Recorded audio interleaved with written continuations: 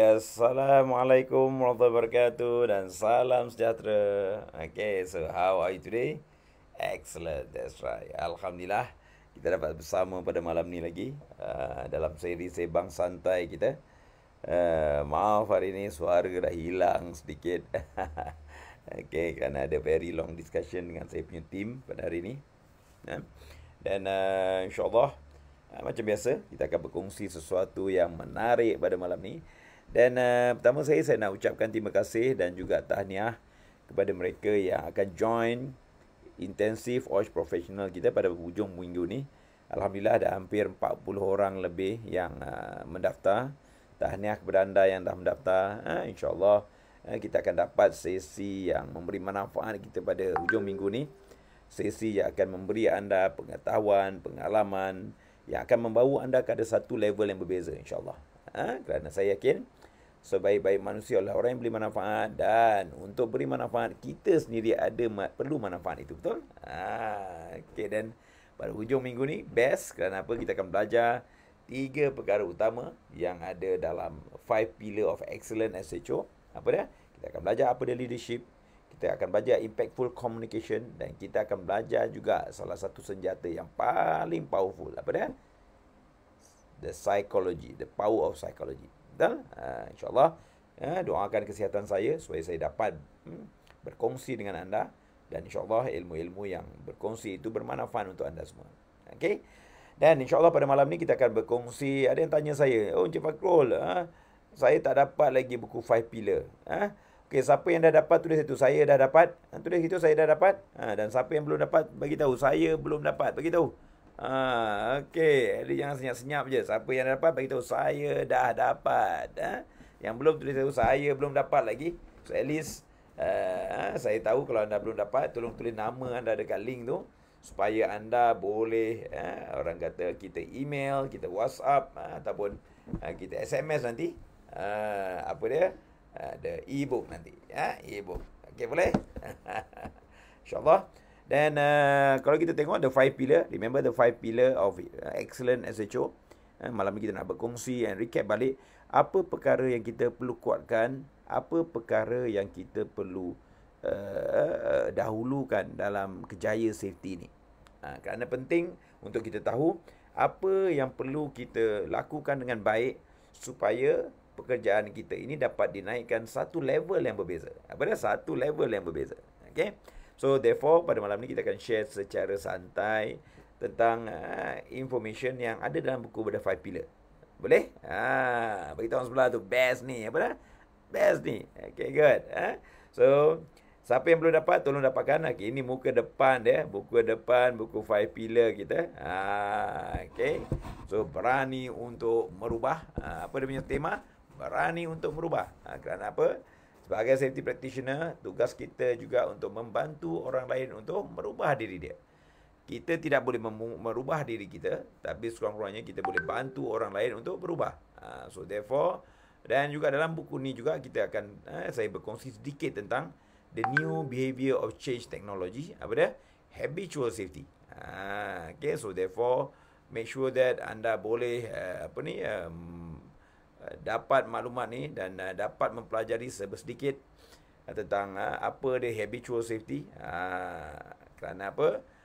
I believe that salah satu ilmu yang penting adalah ilmu berkaitan psikologi. Dan the latest technology of change now, we are talking about habitual safety. Okay, boleh? Okay, good.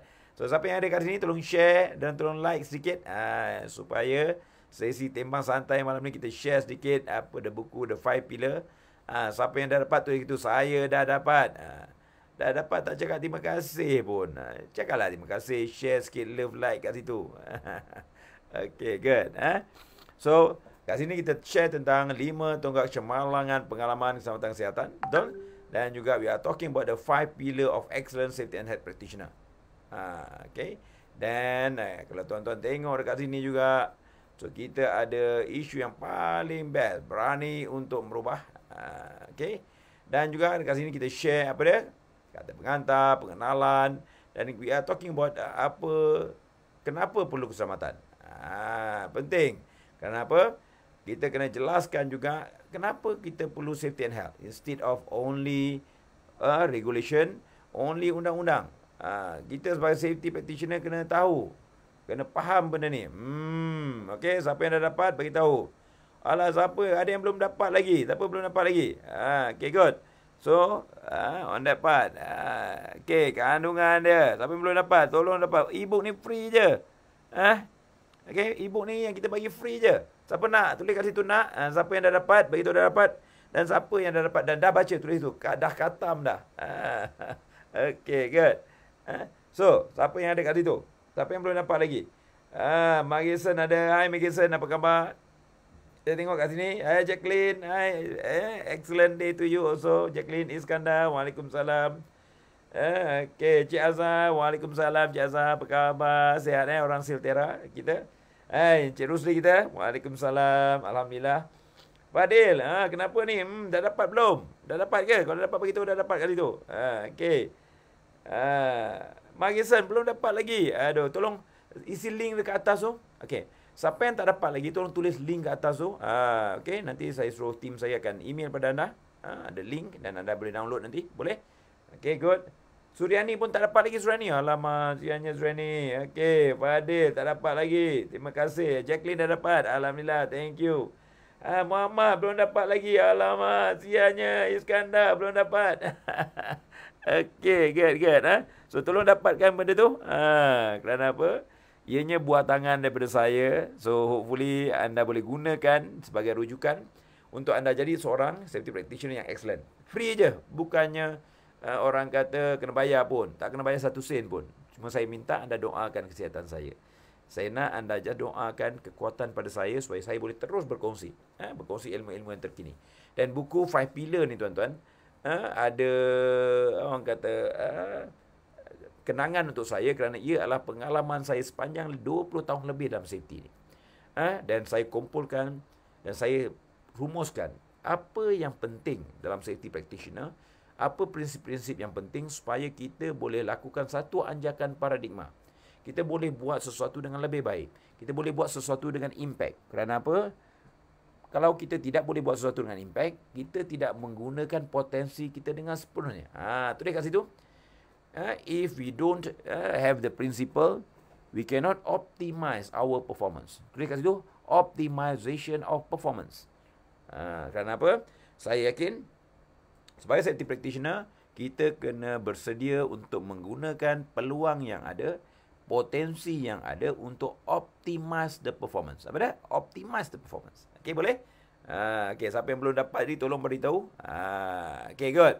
So, ini apa yang kita belajar, kegagalan sebenarnya adalah bila kita mula berputus asa. Selagi kita berusaha dan mencari jalan untuk belajar dan memperbaiki keadaan serta bangkit bila jatuh, maka tiada siapa yang boleh menghentikannya. Yes. Dan apa falsafah yang saya share dekat sini, tolong tulis dekat bawah tu. The harder you fall, the higher you bounce back. Apa dah tulis bawah? The harder you fall, the higher you bounce back. Kerana saya yakin, bila kita jatuh, kita bangkit dengan lebih kuat lagi. The harder you fall, the higher you bounce back. Betul. Tulis kat situ. Magison. Dan juga Jacqueline. Okay. Kerana apa? Kerana bila kita diuji, kita akan bangkit dengan lebih baik lagi.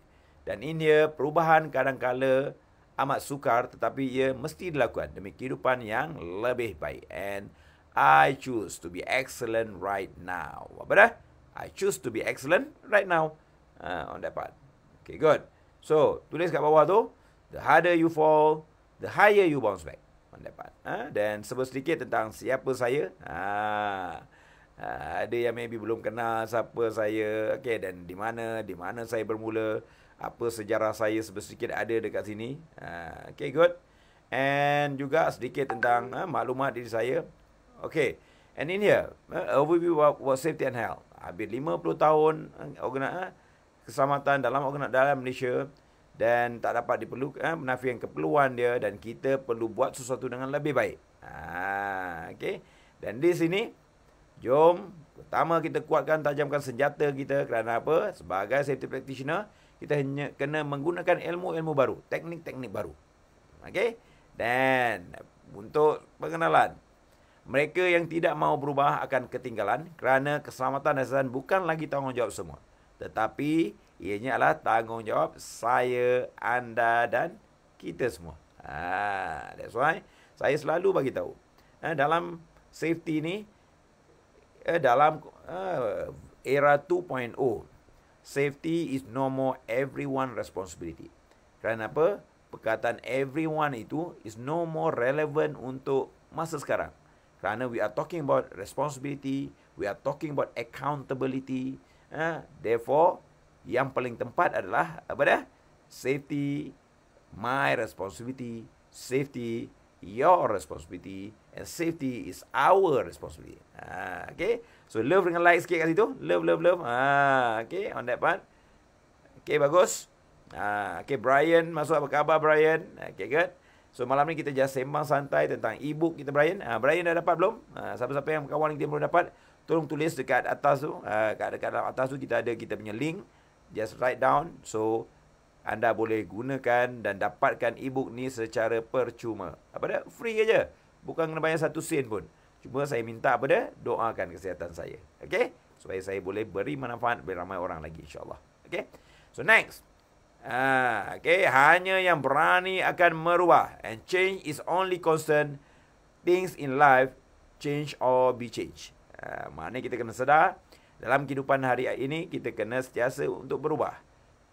Kerana sekiranya kita tidak berubah, kita yang akan dirubah. Okay, good. So next, saya juga share tentang apa dia berani. Kerana apa? Dalam kita melakukan sesuatu perubahan, kita kena berani. Kenapa? Kena berani. So, therefore, bila kita nak berani, kita kena tahu konsep berani itu apa. Dan saya share dekat sini. Dan saya dah share pun dalam live saya yang sebelum-sebelum ni. Okay, boleh? Apa dia konsep berani? Yang B yang pertama. B, anda kena berguru. Kerana apa? Guru umpama cahaya dan wis yang memberi petunjuk pada anda. Berguru sahaja tidak cukup. Anda kena ada emosi yang kuat untuk menghadapi perjalanan hidup.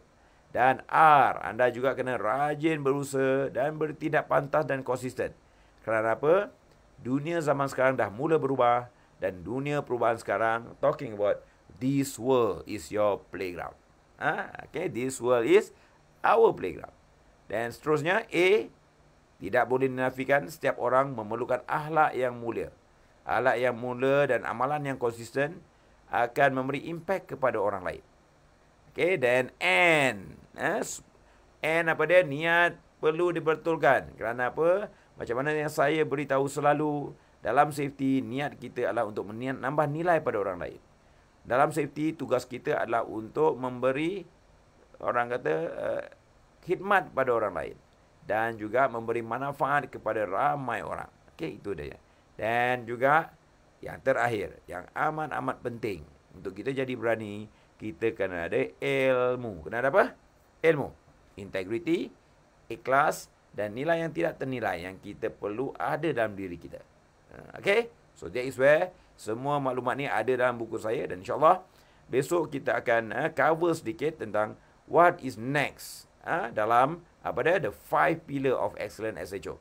Dan ini saya share, kenapa perlu keselamatan kesihatan? Kenapa perlu? Kerana apa? Saya yakin dalam kita melakukan keselamatan dan kesihatan akan ada banyak dugaan dengan majikan, ada banyak dugaan dengan pekerja, ada banyak juga dugaan dengan sekitaran. So therefore, we must be able to know apa konsep sebenar dalam safety and health. Okay. Dan ingat, safety and health bukan saja kerana legal. Safety and health bukan saja kerana undang-undang. Betul? Okay. So therefore, please get this particular book. Dan this e-book percuma saja.